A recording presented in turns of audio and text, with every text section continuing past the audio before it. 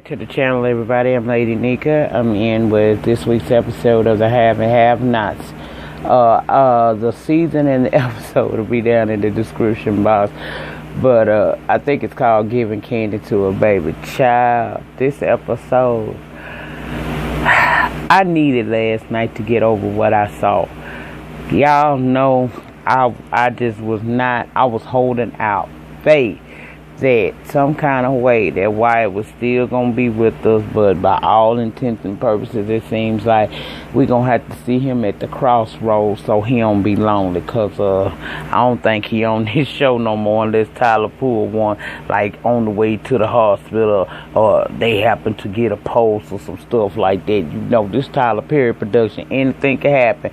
But I'm getting ahead of myself. Child, last night had me. I watched that thing 3 times.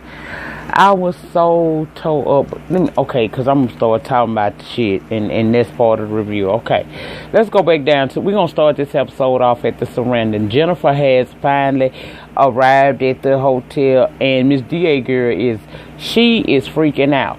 She is not blaming herself, saying that she got him his inheritance released.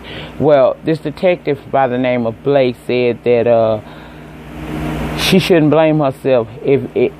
She was like, yes, I should, because I'm the one that released his inheritance, got his inheritance released. He said, well, didn't you have him take a drug test? She said, yeah. He said, well, Jennifer, you can't blame yourself for stuff like that.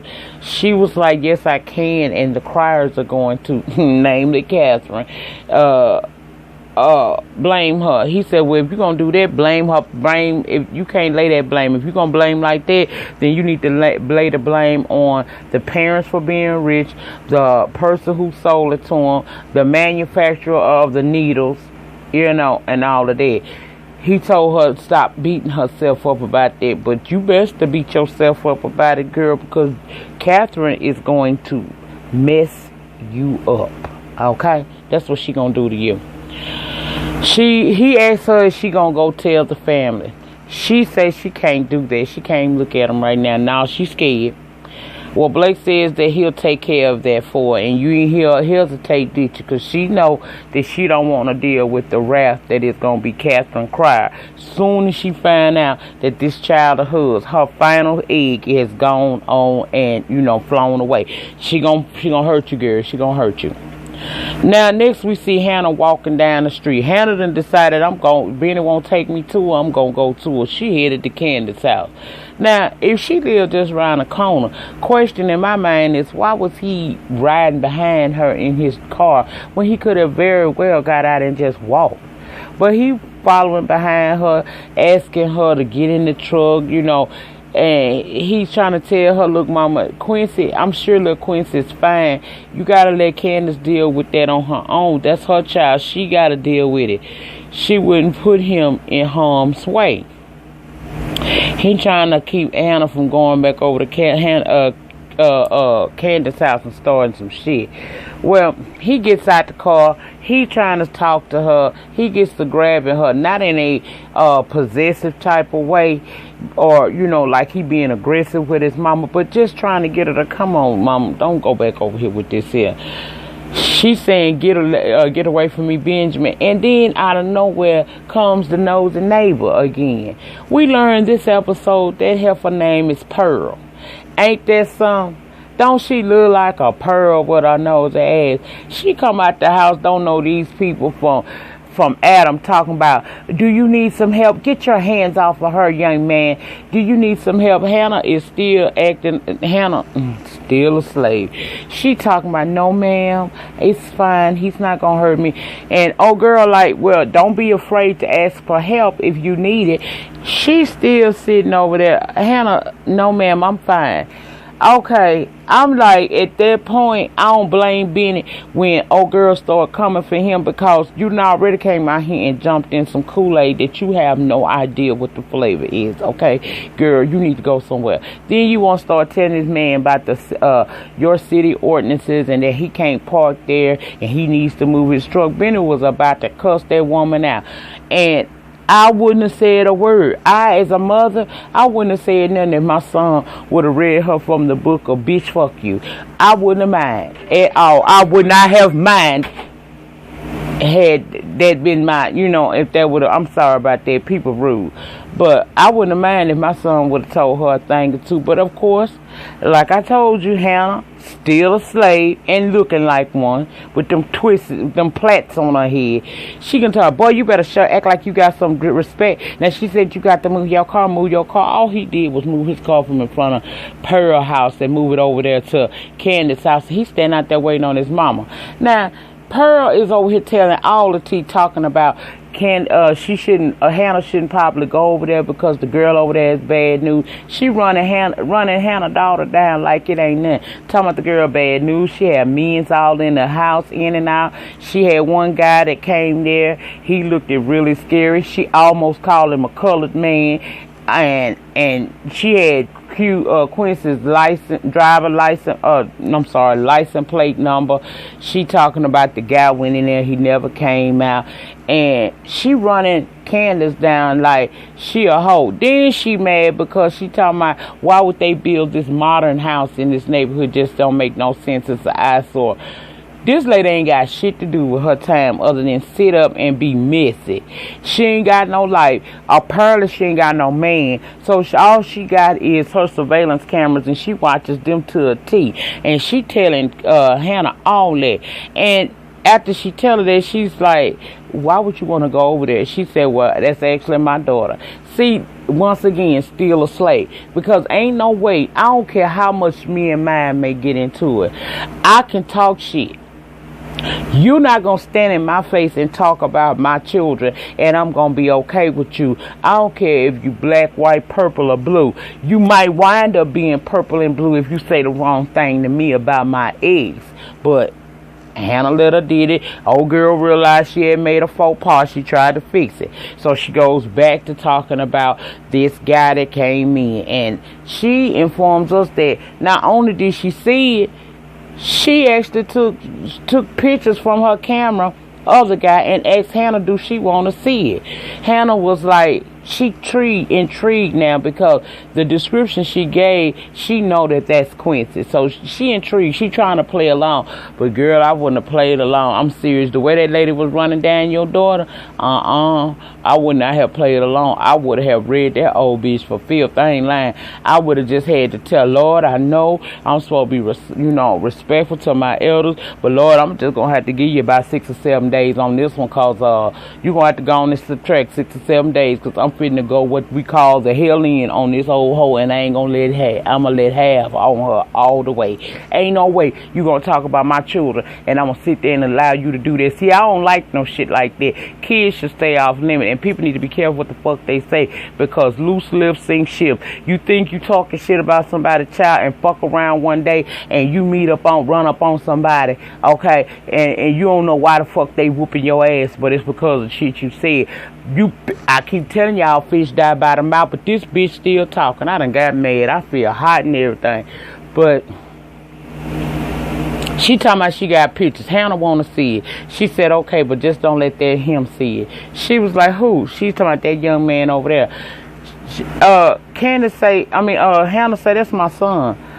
That's when I guess old girl realized she had did too much. Because she takes off running back up in her house. Hannah looking at her like, Miss Pearl, what's the problem? She would have never been on Miss Pearl. That bitch would have been Pearl. Okay. Well, she run back up in her house and all of that old mess. And child, I'm like, girl, please. Hannah wound up going knocking on Candace's door. Candace did answer her door. And she's asking about what Quinn said. She know Hannah ain't going to leave the shit alone. So she tell Hannah, look, he's in a safe haven. Okay, he in a safe haven. He is with a pastor and his wife who keeps kids. Hannah want to know, is she telling the truth, and if it's, where is this said? She ain't trying to tell her nothing else, so she tell her good night. He's fine, okay? So Hannah got to go back to the house, and her and Benny get back to the house. Hannah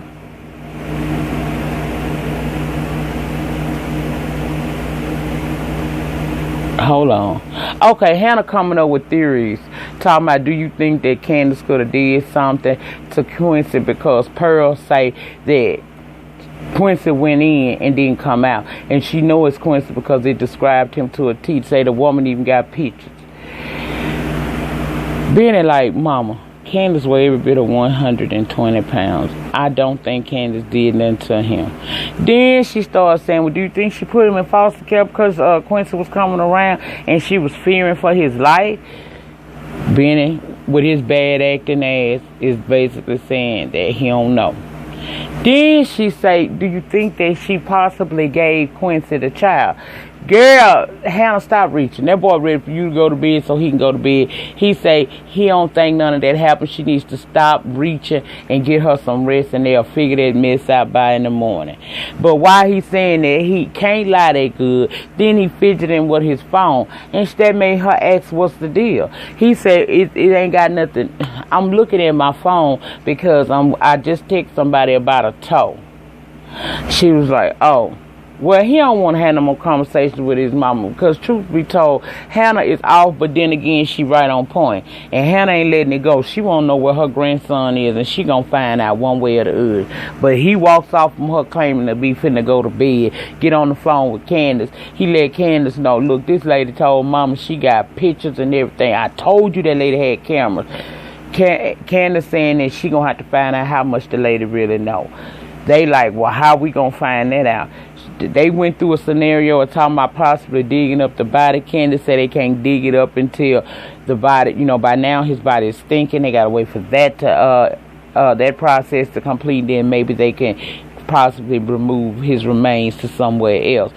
Benny won't know how long that's gonna take. She said she don't know how long that could take. It could take months. He said, well, I'm gonna go find out. She know he a dust and don't need to be doing no work whatsoever, not no investigative work. She said, I'll go find out myself. He's like, I'll find out. I'll go to the library. My thing is, child, you still gotta show your ID to go in there and use them people's computer. So that's why she told him, don't worry about it. She'll come up with a solution. And he started asking about the kid. And, of course, once again, she shut down on that ass and wound up hanging up the phone with him. Now, let's go back over to the surrounding because Landon and Jeffrey done made it to Landon room. He reading that article about Maggie Day. Say it happened at Veronica house. They were over there supposed to be finna have tea with her best friend, and they walked in on an intruder, and Maggie Day was shot 5 times. Now Landon ain't no damn way Maggie Day friends with her, okay? They ain't friends. So he wondered what the hell going on. Landon gets so scared he did what I would have did. You know what? Kenny Rogers wrote a song long time ago called The Gambler. And in that song it say you got to know when to hold 'em, know when to fold 'em, know when to walk away, know when to run. Landon was packing clothes and wasn't folding up nothing. He went to throwing them clothes in there. He said, I got to get away from here. All y'all crazy. All of y'all in this mess some kind of way. And I don't want no parts of it. See ya. Bye-bye. Get out. Jeffrey, trying to get him to calm down, but Jeffrey, didn't you just freak out last week? So, is it so far-fetched that this young man is freaking out now? Then they want to hear that. He told him he is leaving, and he made Jeffrey get out of his hotel room, and I wasn't mad at him. Now, back at Benny, I already told y'all about that part. I went ahead of myself. Let's go down to the jail. We ain't going to Benny house. David go in there to talk to Jim. He admits that he wants to apologize. I whooped your ass because I thought you put a hit out on my wife and she was killed. But I found out that you called the hit back in. Called it off. And Jim was trying to say no, he didn't. David was like, I know you. Yes, you did. So he admits, yeah. He said, well, why did you do that? He said, when I look at how you look at that bitch, your wife, I think about how I felt about Amanda, and that's why I did not put that hit out on your wife. He say, that's why I called it off. So David is basically apologizing for whooping him. Jim say, well, David told him that Veronica and Maggie, they walked in on the intruder, and Maggie was shot and killed. Jim like, what? He's like, yeah, Maggie, they did. He said, well, David, let me ask you something. Were you in love with Maggie Day? David said, no. Well, did you sleep with her? I have never cheated on my wife. Child, you told that lie with a straight face. You good, okay. Now, let's go to the Catherine Cryer house. The Cryers. Catherine gets a call that wakes her up out of her sleep. She afraid to answer that call. So she gets on. Now, they calling her house phone. She calls Hannah on her cell phone and tell Hannah that Carlton came. Hannah said, what did they say? She said, I ain't say nothing because I ain't answered. I can't answer it, Hannah. As she's saying that, the phone rings again. Hannah saying answer. She was like, I can't, Hannah. I just can't. Cause see, that mother intuition that we good mamas have is all up in here telling her something in the atmosphere is wrong. So Hannah says to her, give me the number that they called you at, and I'm going to call. So Catherine give her the number. Hannah calls. Detective Blake answers the phone. She was like, this is Hannah Young. Did you just call Catherine Cryer? He say, yes, I did. She say, well, what is this in reference to? He's saying he has to talk to Catherine. She said, well, she's not going to answer the phone for you, and I'm a friend of hers, so can you tell me what's going on? He said, I'm not at liberty to discuss that with you. I have to speak with Catherine Cryer.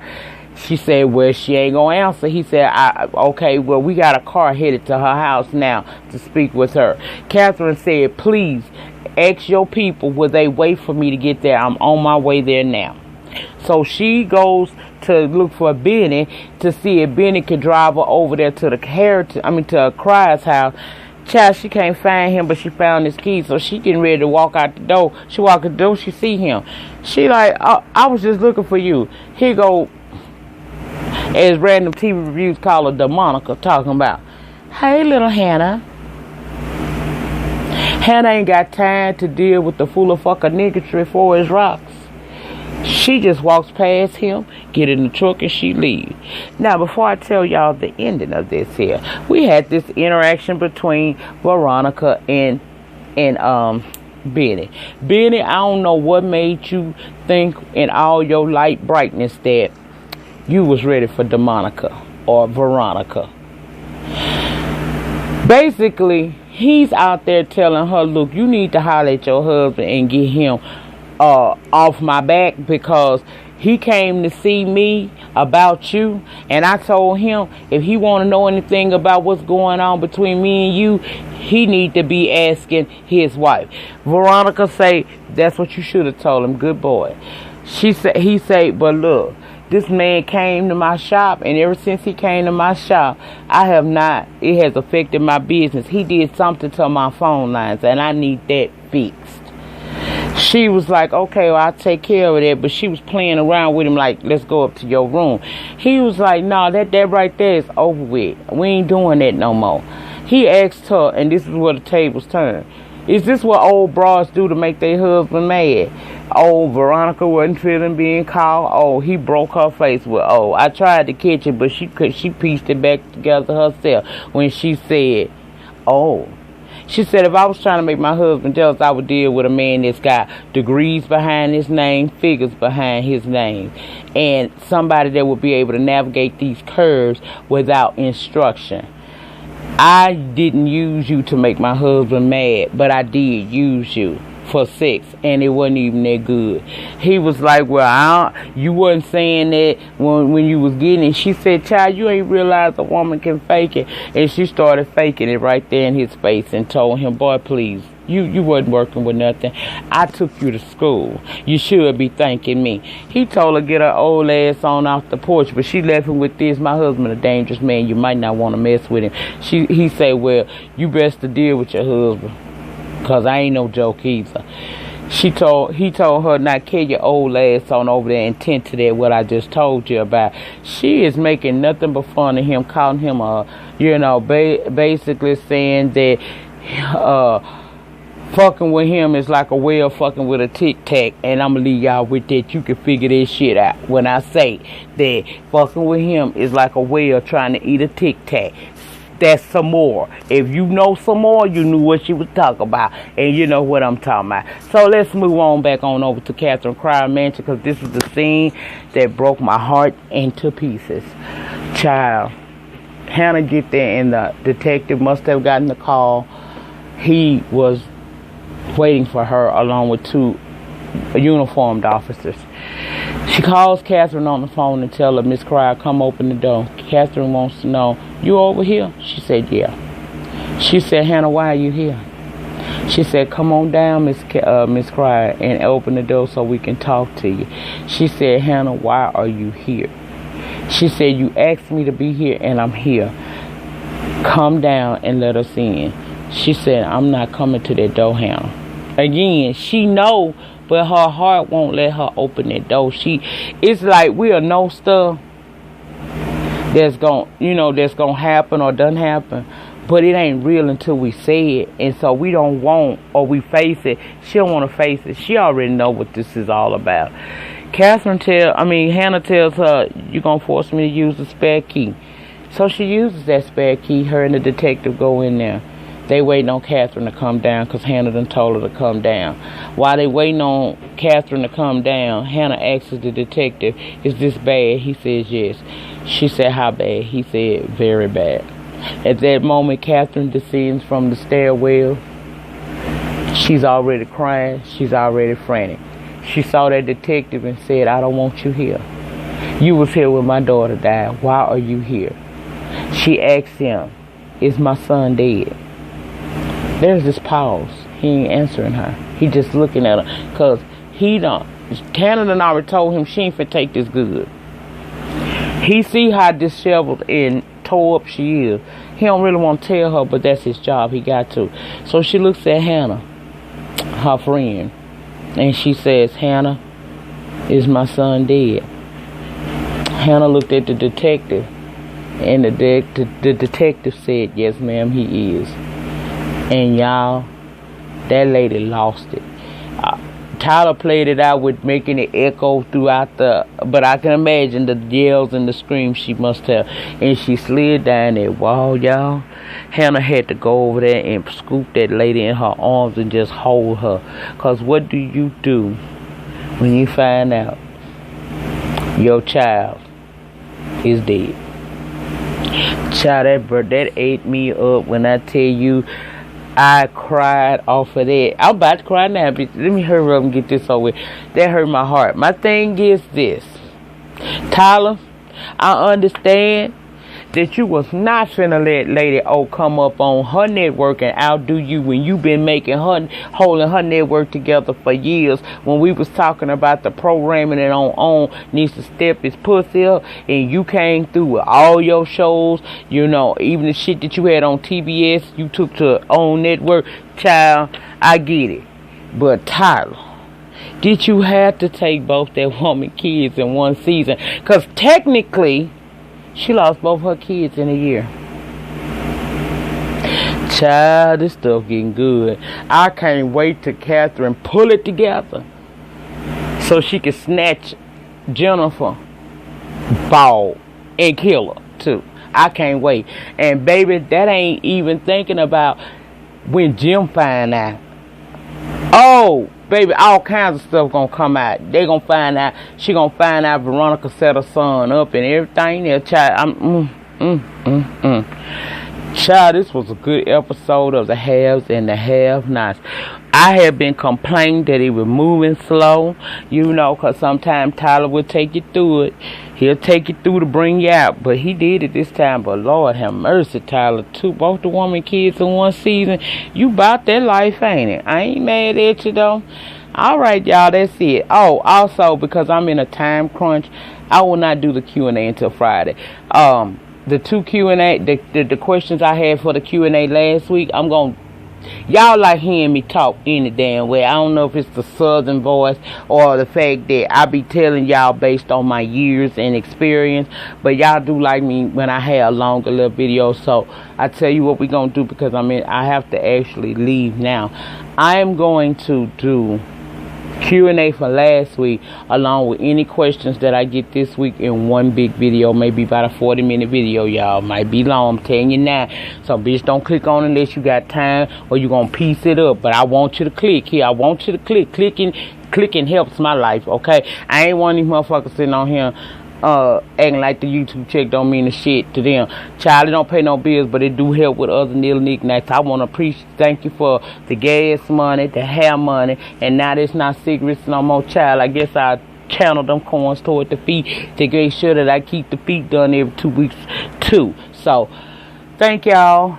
I will do Q&A double up on Friday opposed to me doing one today, because I'm in time constraint. And so you'll get a long video Friday. Tomorrow you get Hollywood Divas and Greenleaf. That's how we gonna work this thing out for this week, okay? Okay. In the meantime, in between time, please like, comment, subscribe.